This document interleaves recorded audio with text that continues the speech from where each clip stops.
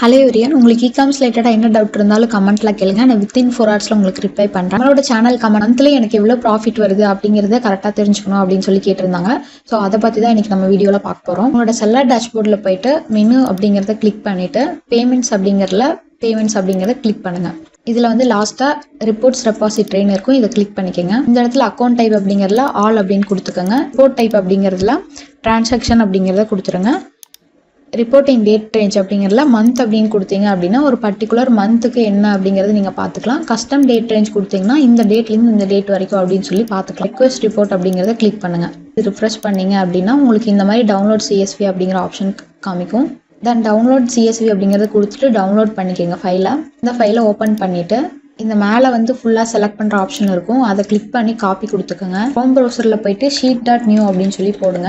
Again இந்த மேலே இதில் வச்சுட்டு எம்டி பாக்ஸில் வச்சுட்டு பேஸ்ட் கொடுத்துட்டிங்கன்னா இதில் பேஸ்ட் ஆகிக்கும். இப்போ நம்மளுக்கு இந்த ஃபஸ்ட்டே இருக்கக்கூடிய இந்த 11 ரோ வந்து நம்மளுக்கு தேவையில்லை, அதனால செலக்ட் பண்ணிட்டு delete rows கொடுத்துட்டு ஆட் ஷீட் கொடுத்துட்டு ஓப்பன் பண்ணிவிட்டு இதில் வந்து நிறையா இருக்கும், அதெல்லாம் நம்மளுக்கு தேவையில்லை. நம்மளுக்கு தேவையான இந்த ஆர்டர் ஐடி மட்டும் இப்படி செலக்ட் பண்ணி காப்பி கொடுத்துட்டு இன்னொரு ஷீட்டில் போயிட்டு இதை செலக்ட் பண்ணி இந்த ரோ செலக்ட் பண்ணிட்டு பேஸ்ட் கொடுத்துட்டிங்கன்னா அகைன் இந்த ஷீட்டில் போயிட்டு லாஸ்ட்டாக போனீங்கன்னா டோட்டல்னு இருக்கும்.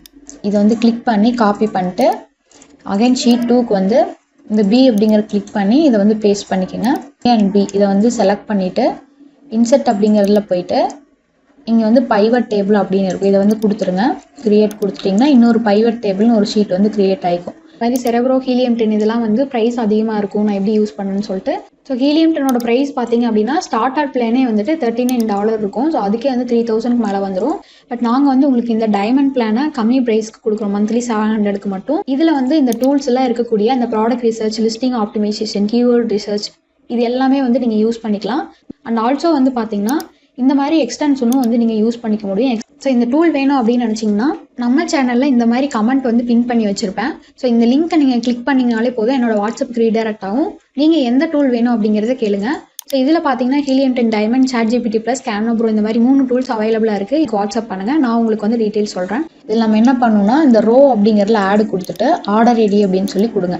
கீழே வந்தீங்கன்னா இந்த இடத்துல வேல்யூஸ் இருக்கும், இதில் ஆட் அப்படிங்கிறத கொடுத்துட்டு டோட்டல் அப்படிங்கிறத கொடுத்துருங்க. இந்த ஒவ்வொரு ஆர்டர் ஐடிக்கும் வந்து நேராக எவ்வளோ ரிசீவ் ஆயிருக்கு அப்படிங்கிறது நீங்கள் பார்த்துக்கலாம். உங்கள் பேங்க்குக்கு இந்த அமௌண்ட் தான் வந்து உங்களுக்கு உங்களோட பேங்க் அக்கௌண்ட்டுக்கு நீங்கள் செலக்ட் பண்ண மந்த்துக்கு மட்டும் ரிசீவ் ஆகிருக்கும். இந்த அமௌண்ட்டில் இருந்துட்டு நீங்கள் வந்து உங்களுக்கு எவ்வளோ ப்ராடக்டை பர்ச்சேஸ் பண்ணுறதுக்கான காஸ்ட்டு ப்ளஸ் வந்து ஜிஎஸ்டி எவ்வளோ இருக்கோ அதை வந்து இதுலேருந்து நீங்கள் மைனஸ் பண்ணிட்டீங்கன்னா அதுதான் வந்து டோட்டலாக உங்கள் மந்த்துக்கு ரிசீவ் ஆன ப்ராஃபிட் அமௌண்ட்டு.